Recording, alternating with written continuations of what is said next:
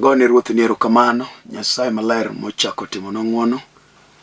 Kapok wachako ng'wono mar okinyi to walam Nyasaye. Nyasach polo gi piny, Nyasach Ibrahim, Isaka kod Jakobo, Lwanda mar Kalvare, ruodh Jesirun, Nyasaye mantie, ruoth manoromo gi Musa e got Sinai. In e Nyasach Elija, Nyasach Elisha, Nyasach Shadrach, Meshach kod Abednego. Wadendi ruoth kod sani e ng'wono mar okinyi misetimono maber. Erokamano ne wachni misekete lewa. Erokamano Nyasach kwe ne jaera mar Lolwe TV, Nyasachwa mi jatichni winjo.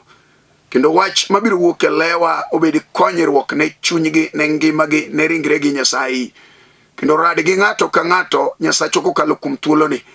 Rohoni maler okaw thuolo tiwuo kodwa ka nyingi duong' e nying loch mar Yesu Kristo akwayo. Amen. Wach ma Nyasaye omiwa kawuono wabiro yudo kitabu kata buk mar Saburi 40 matindo 1 nyaka 3. Aeto somo machielo wabiro somo Habakuk 2:1 nyaka 3. Wasomo wa mokwongo e Saburi 40 matindo 1 nyaka 3. Muma wacho ne ya: narito Jehova gi kinda, mino olung'orena kendo nowinjo ywakna. Nogola bende ei bur matut e otodo, kendo nochungo tiendena e lwanda, mino miya dak e piny. Kendo oseketo wer manyien e dhoga, mi apako Nyasachwa. Ji mang'eny nonema mi giniluor, kendo ginigen kuom Jehova. Habakuk wacho niya: abiro chung' kara. Habakuk 2:1 nyaka 3. Abiro chung' kara, adier abiro chung' ewi kama oger mabor mar ng'icho, mi arit mondo ane gima Nyasaye biro dwoka kuom ywakna. Eka ne Ruoth Nyasaye odwoka kama: ndik wach mibiro yudo e fweny kigoro maler e kite mopa ma ng'ato nyalo somo mayot miring nyis joma moko. To fwenyno mibiro yudono nigi kinde moketne, kendo ka kindene no ochopo to gigo notimre mana mapiyo mak orem.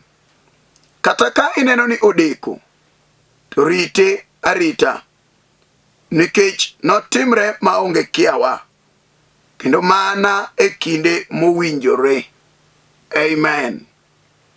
Nyasachwa mondo gwedh somo mar wachne, thuono wach hie mar maler okete chunya mondo watwage kodi jaera mar Lolwe TV. En Rito Kuom Nyasaye. Rito Kuom Nyasaye.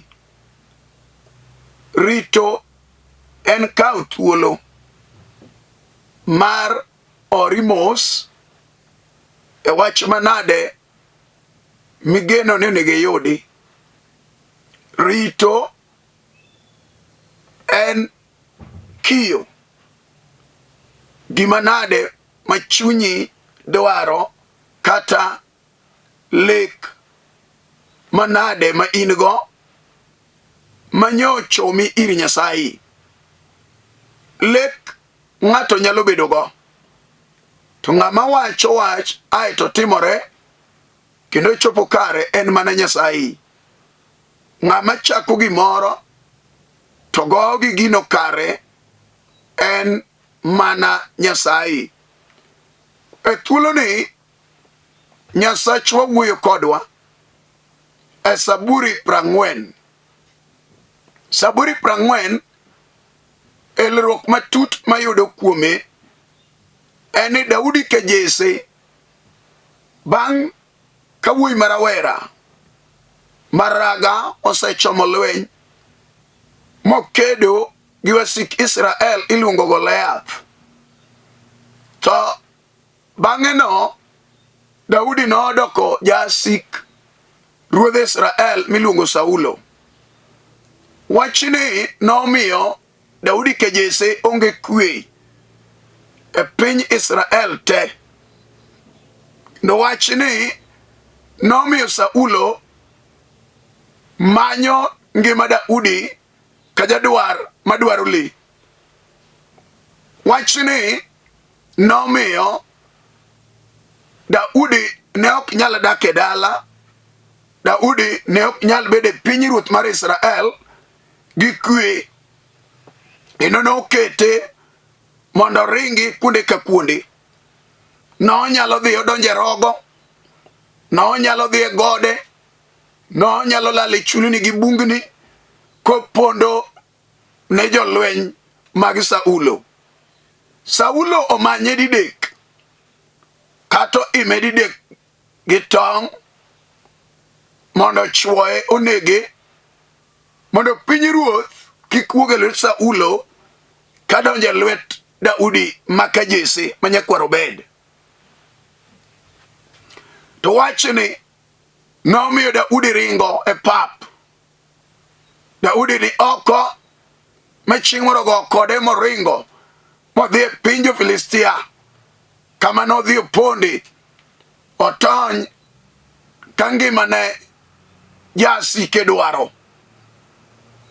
Wach masomo nyalo bedo elruok ne ng'ato. Ka ng'ato nigi chandruok gi gima nade mokiyo kuom Nyasaye. Muma lero niya, narito Jehova gi kinda. Daudi ka Jesu bedo mos. Aeto kao kalam to ndiko piny. Ni narito Ruoth Nyasaye gi kinda. Kanye monegi maki. Ji mang'eny bedo garaka. Kendo ji mang'eny temo chapni kayungni. Ji mang'eny onge gi chuny mar rito. Adier Nyasaye ite ok chiek mar winjo lam ng'ato. Nyasaye ite ok odino. Nyasaye bade ok chiek mar reso kako ndiki e muma mar Isaya.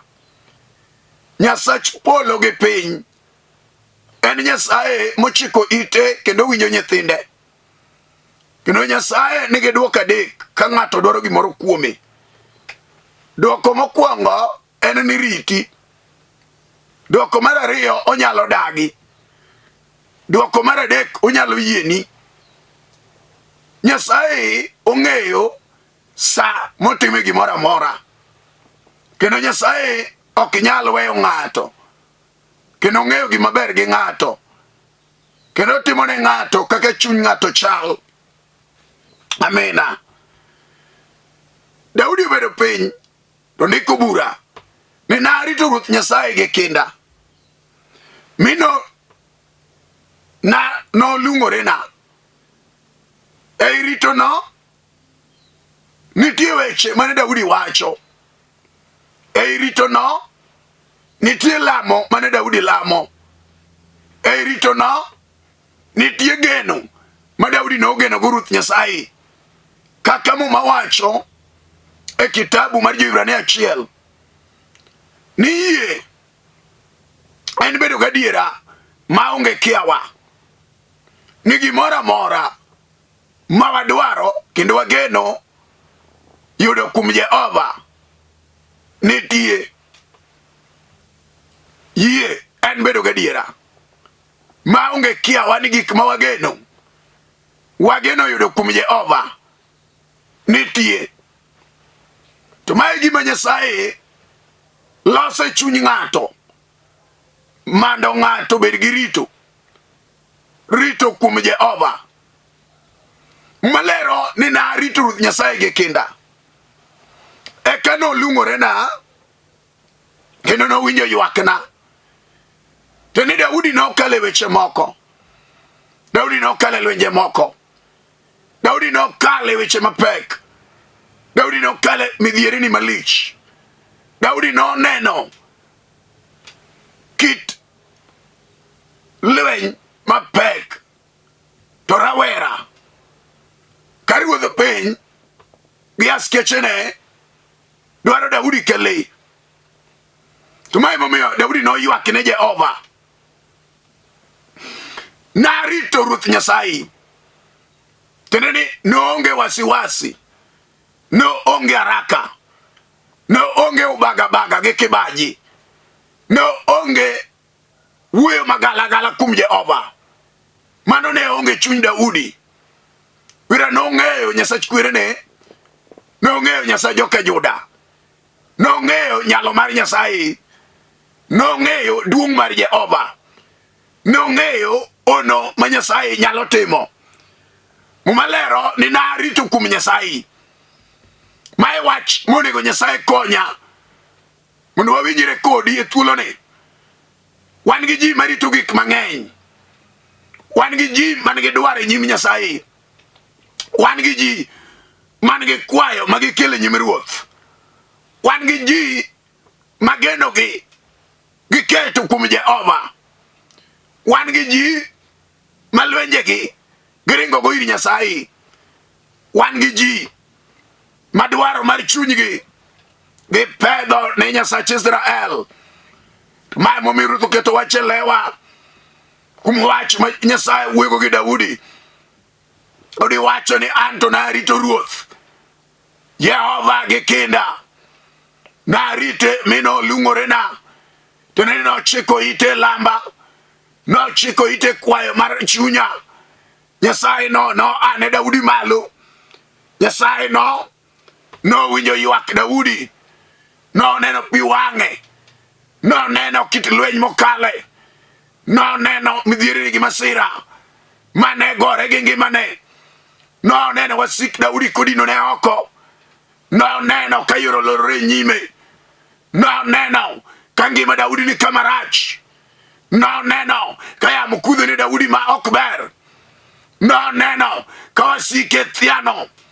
To mae momiyo Nyasaye mane Daudi orito ruodh polo, Nyasaye ruodh gode aore gi nembe, Nyasach chieng' kod dwe gi liudu, Nyasach nam kod bar, Nyasaye mapok oloja teko, Nyasaye mane Israel orito ndalo mane gin e tuche piny Misiri. Ndikine kane giywak ne Jehova, Nyasaye no nowinjogi gi e polo. Mi Nyasaye nowalo Musa wuod Amram mi nodhi e piny Misiri mondo ogol Israel. Dier kare ji onego riti. Israel nodak e piny Misiri higni 430 ka girito singo mane Jehova nowuoye gi Adam, nowuoye gi Ibrahim, gi Isaka gi Jakobo. Mano wach mane girito. Adiera nitie jal mabiro kelo resruok, nitie jal mabiro gonyowa, nitie jal mane Jehova wuoyo kuome, nitie jal mane Jehova singo. Mae wach madona wuoye kodi. Wan gi ji mane nolwenje, wan gi ji matuocho rano, wan gi ji mageno gi olal, wan gi ji malwenjo ramo, wan gi ji modong' kendgi, wan gi ji maywago dayo, wan gi ji mamoro lal e chunygi, wan gi ji makenyo kethore lwetgi, wan gi ji makadonjo onge, wan gi ji mapok oyudo karagi kata gibedo nyiri madwaro tedo, wan gi ji makana nyithindo tamo gi yudo, jasik gi odagi, wan gi ji mapek mar nyol mar jasigu omako ngima gi nji, gionge kwe, gionge mor, gionge neno mane gitim, to girito kuom Nyasaye. Mae momiyo Ruoth owalo thuolo maler gi sani okinyi mondo wuoye gi dhako kata dichuo moserito wach moro kuom Jehova. Nyalo bedo lor mosewuogo e wach Nyasaye malich miwuoro, jal mosewuogo e yie maduong', jal mosewuogo e geno mane Sara gi Ibrahim obedo go sama ne giwuok e piny Aram ka gidhi e piny Kanaan. Nyasaye nowuoyo kodgi kata ka Ibrahim ne rito kuom Nyasaye. Sara nodonjo gi weche moko mag rokni mag haraka, mag piyo piyo ma ji rikorego, aeto kelo Agar mondo nyuol nyathi ne Ibrahim, mondo wach ma Jehova nyokoro ni mondo chopi kare. Nyasaye wacho ne Ibrahim ni mana ok gima na wuoye rita Ibrahim wach mana wuoye kodi kato bedo nosedeko kato bedo nosekalo thuolo malach. Nyasaye poko leo, Nyasaye poko deko, Nyasaye nigi sane mowalo mar timo ono gi ranyisi ni ng'ama rito kuome gima dichuo kata dhako nego bed go en rito kuom Nyasaye. Kiweyo baga wan gi ji mosegole yie ma jomoko ng'ado negi rieko serito ndalo mang'eny. Nyasachi nokwane ke nyalo konyi, Nyasaye nokwane ke biro timo, Nyasaye nodeko kwane mawacho chalo wach Sara gi Ibrahim magi kelo Ishmael chandruok maduong' e ngimagi. Wach mamiyo adiera nachuno Sara mondo riemb Agar wuoge dala gi rangae koni ni ya winj maber. Rito kuom Nyasaye nigo ala ka ng'ato rito kuom Jehova Nyasaye ok we ng'ato, Nyasaye ok ring ng'ato, Nyasaye ok ywa ng'ato, Nyasaye ok yie lweny lo ng'ato. Kata lweny chalo nade, kata lweny onyonore malich, kata lweny otimo anete, kata lweny onyenyore, kata lweny ochomi tir, kata lweny ogurore, kata lweny owiro, kata lweny oani ataro. Rita kuom Jehova jal mano konyi gi bade malich, jal mano animalo ka weche tek. Mumalero ni Daudi ke Jesse no rito kuom Jehova kana ene bur matut, kama ne entie ne bur malich, bur matut kama jasigu no tere kama dhi obede, kama ne chunye wuoye koneno gima timore ne. Wach no chando Daudi koni narito Jehova ka chunya lit adiera, narito Jehova ka ng'ama lima onge, narito Jehova ka ng'ama dewa onge, narito Jehova ka ng'ama konya onge, narito Jehova ka ne bur matut, kama otimo chuodho gotodo, kama otop mowichore, kama ng'we madung, kama ber onge, kama donge kenda nyamasi, kama diere dangla.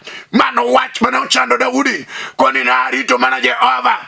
Kata ne bur kamano, kata usiporingo weya, kata pesa gi mondi onge, kata ber ma an go okane, kata geno machielo moro rumo, to pod arito mana kuom Jehova.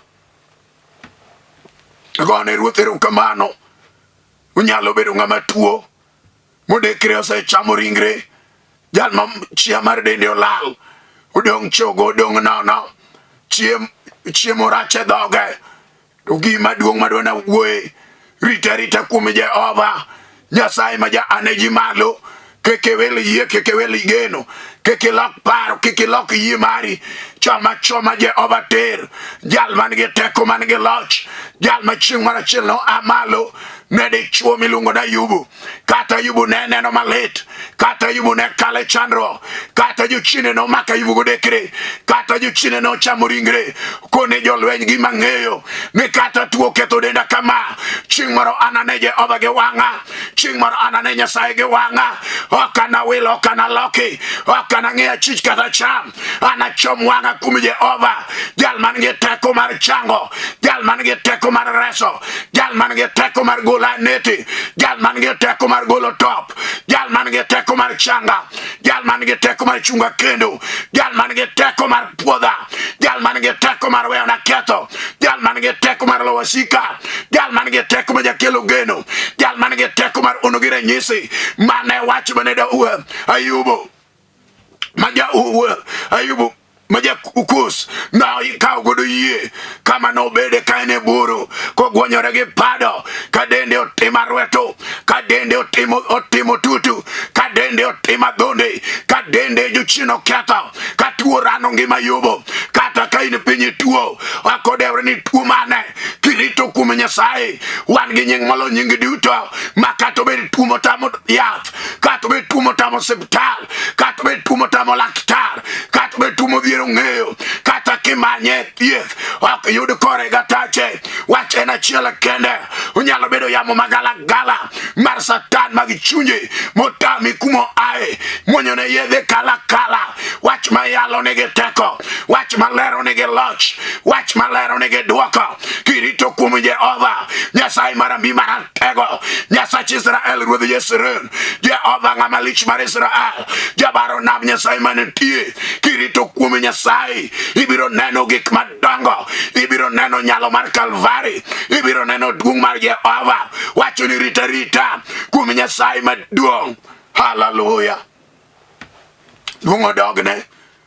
Irito nade ng'ama rito nego sikie lamo kato tuo to lama ni wurambe an kai para yana malo monde lema wurambe an kai kecha yana malo monde changa baba an be an ka kata pinyo ringa ine maneni ine minyalo bedo siepna ine minyalo bedo ndela mamonyo ine minyalo bedo jadilana ine minyalo bedo kara mar pondo ine minyalo bedo kuot mar oda ine minyalo bedo pok mar ngimana. Nyasaye malich mar ono no animalo no limi no loni lwenye no kalkodi ngera no make yamo magwashike no tam chunje magala gala akodewre na ngoma teme mumalero ni Jehova no lungore ne Daudi ke Jesse manyakwaro bede jal maruoth dwa keto nyote wiye wasike oneno gimorito wasigo ya lwenye gida ode wasigo chomo Daudi ter gedwane ge ngade ngimane gedwane gi roche. Hallelujah. Katedo tami irige nyota mwenye chin goi mwenye chin pangi chin oketi okenyalo yudo kamichwe elweti monde donje kanyuolo tami inige nyota majomi tingo na neno chima Noa mano men Samson kama Noa no nyuolo jal matuon mano ng'ama lich miwuoro na neno Elizabeth madhako no nyuolo ng'ama lich miwuoro iluongo Joana Jabatiso mano jal malich miwuoro kineno mon mane luche muma lero negi neno masirini malich miwuoro newera negi tingo jomo tingo lauch kineno Ana machiela kana mamini Samuel na nyuolo janabi mola nyithind pendi na gana ge gana me achiel kende mare achiel kende Jehova no tingo malo gimomiyo jachien chando ng'ato gimomiyo jachien go ng'ato gi lweny gimomiyo jomoko onge kwe gimomiyo jomoko onge mor gimomiyo chuny jomoko ok ne maber en giting'o gima ber e ngimagi emomiyo chien goyi emomiyo donyo dhurore ngai emomiyo weche ok dhini maber. Wach ma wacho ni en niya rita kuom Jehova duong' odogna mina. Wan gi joma keny e chien kedo gi keny ma gidonje kendo gin gi lweny odiochieng' gotieno gigore maonge ber ng'eni gima ber emigoyo kawuono ne girite kuom Jehova. Webedo dhako ma chunye ng'ado bura piyo ma fundo to ting'o bag to webedo dhako ma chunye dar aneno kinde ni dhano jok ji negore ji dere gimomiyo mano timore nang'o jachien odonje chunyi ji gidwa rito kuom Nyasaye kata in dhako mane keny otimo kech otimo dhier rita kuom Nyasaye miere mane ji chame odech umgi miere mane ji gwenyore gi pado ema tinde geche donje ka mon mane otede utego kone dhako marieke mabidho ode dhako marieke marito ode dhako marieke magero dalane mafuo ketho kod lwete wuon rita kuom Jehova Nyasaye ma jawiro ma jaduogo Nyasaye ma jano ji malo Nyasaye mano donje dhode Juda Nyasaye mano paro Joseph ka Joseph no se riembe gowetene molawe moringo mage ose e piny mar Misri Nyasaye mano rito kuome kata chipote mamanye no dagi no rito kuom Jehova kata jachien gore kod ngimane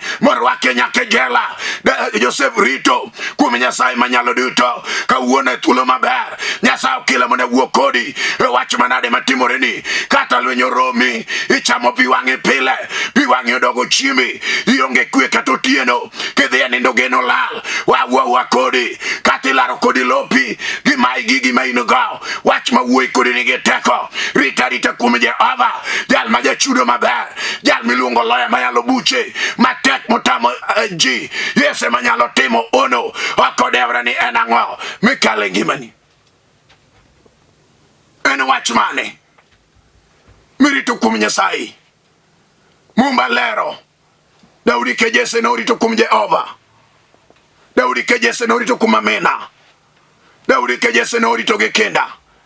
Me Nyasaye no lungore ne. Wuro maler no winjo ywakne. Nyasaye maja ono no ane malo. Miyo Daudi no bede kom ruoth.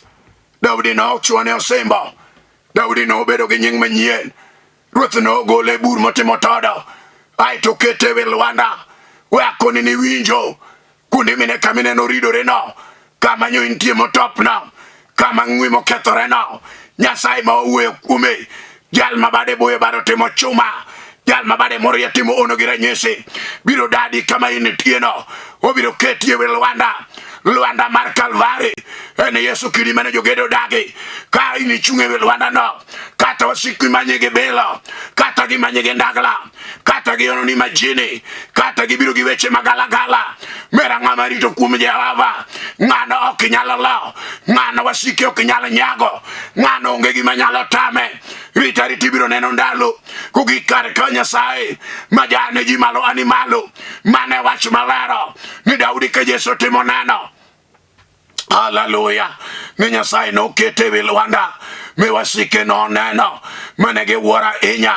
Adir kare geno kuom Nyasaye. Enigi malich me wara. Rito kuom Jehova. Enigi malich me wara. Nyasaye machodho mondeliete. Kod nyithinde kie modong molao. Kata pinyo gora nege marach. Kata wecho loro renege. Kata somo ginyal dhi maber. Kata fis misomo gisomo. Mipuonjo gi go onge. To wach malero nege teko. Ni jal morito kuom Nyasaye. Nyasaye biro yawo yo. E yor ono gira nyesi. Nyasaye biro kila gak. Biro timoni ono kaka no pidho Elijah jatishbe. Wa kodi. Kata wasigu ng'eny machalo thomoni. Kata lak gi beto gi chalo kela. Wach malero nege teko. Kati ono ni yamo magala-gala. Mo malero ni Rita kuom Jehova. Kaka Nyasaye no timo.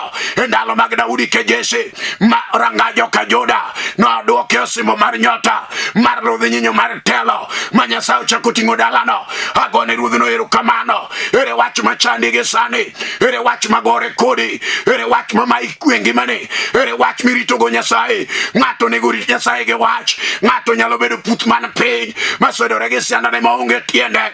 To mane morito go Jehova. Ni wuora dwane miya tienda kendo. Miya teke tiende na. Mondo ayude teka chaka wuothi. Ng'ato nyalo rito ruoth gi tuo. Mar gala modake ringre chamo remo. To mane wach morito go Nyasaye. Kone mae gima rito go Jehova. Mumalero ni ng'a morito Jehova. Ge kenda biro nene. Kato bed mana tuo. Ondiko ni moriemo mare. Mano chwede kiboko 39. Mano tingo chando gi midhiere ni. Kwa chomo go Golgotha karanga wich. Nyaka chola mano mako ji. Yesu no rito. No atimonegi ono. Joma ne rito kuome. Kata mana sani mawene. Nyasaye mar loyo mar kedo mar nete. Oi kore mar timoni ono. Oi kore mar animalo. Oi kore mar ado gi ngimane. Oi kore mar lo washeke. Oi kore mar mako loch gi teko. Oi kore mar loko ni dhoch. Oi kore mar kede nyim lwenje. En gima nade magore kodi. En gima nade malero kodi. En gima nade mathiano. En gima nade mochuo koke. Choma wangi. Kuom Jehova Nyasaye maduong'. Nyasach gode koda ore. Aluongo ruodhe loyo ruodhe teko. Nyasaye mabado timo chuma. Nyasaye mawuotho ewi nam gi pi. Nyasaye manigi teko ewi yugni. Nyasaye manigi teko ewi yamo magala-gala. Nyasaye manigi teko nyaka ewi loch te mag Satan. Nyasaye maduong' gi loch ni e lwete. En kende manigi duong'. Owacho ni ere wach mirito go Jehova. Jomoko norite ka geno mar chunygi olal. Kawuono onego dichuo kata dhako mondo odwani mondo olam go Nyasaye. Abakuko kona rite kara mar arita. Arito Nyasaye kara mar ng'icho. Arito Nyasaye ge kenda. Aserito Jehova. Ukoni kato sedeko. Kato sebudho. Kato sedak. Kata ndalo sekalo. Rita Nyasaye. Wacho kono kal. Kato bed gima tek manade. Rita Nyasaye. Kato bed gima na olal mabor. Rita Jehova. Rita Nyasaye nyiseche. Nyasaye man gi loch gi dwaka. Eno animalo eno lochni. E nying Yesu Kristo ma Nazareth. Eno kal kodi ngera. Eno tam jomotami. Eno kergi joma kedo kodi. Eno launi jomo oloyi, en oketi yo kama yo onge, en otingi malo kendo. Momalero na diera, Nyasaye no timni maber, Nyasaye no ywe pi wangi, Nyasaye no chunye, Nyasaye no mi mar, ma joma neni no war, na diera Nyasaye licha diera, Nyasaye loko nyinge ngane, Nyasaye okelo ne geno, Nyasaye yawne yore, Nyasaye tingi malo, ki yeto walam kudi Nyasaye, wacho manade mirito go Jehova, kato beri tiche medwaro, kato beri pesa medwaro, kato beri kenye medwaro, kato beri change medwaro, kato beri kue medwaro, kato beri fise medwaro, kato beri loche medwaro, kato beri awi manoselal, medwaro nyimi Nyasaye, walam kudi Nyasachwa, tulo maruto salosoni, dunge pako dogne. Gochongi walam. Ami dung manyake chinja tendlweny. Amena rudho ono gira nyishi. Jabaro na miwinjori manyaka chieng. Kawuono amalo monde timo ono ne jal mosirito kuomi. Madwaro chang monde changi. Madwaro tich monde miye Nyasaye. Madwaro ode monde tedi Nyasaye monde timne. Jama malo nyoromo monde miye kwe. Amalo monde siri jogi kumteko. Marwachini mangima mushiko manyaka chieng. Rembe Yesu Kristo maja Nazareth. Yamalo kisiro jogi ginyalo malich. Marnengo mar Kalvare. Lach mar badi mondo sire. Yane malo kiloko ne dhuch. Rad kodi chunye rad gingimane. Nyingi Yesu Kristo wakwayo. Amen. Nyasacho mondo gwedhi. An ma wuyo kodi an Pastor ALFRED ODOYO. Mar God's Divine Word Ministries. Piny Kibera, Karanja Road.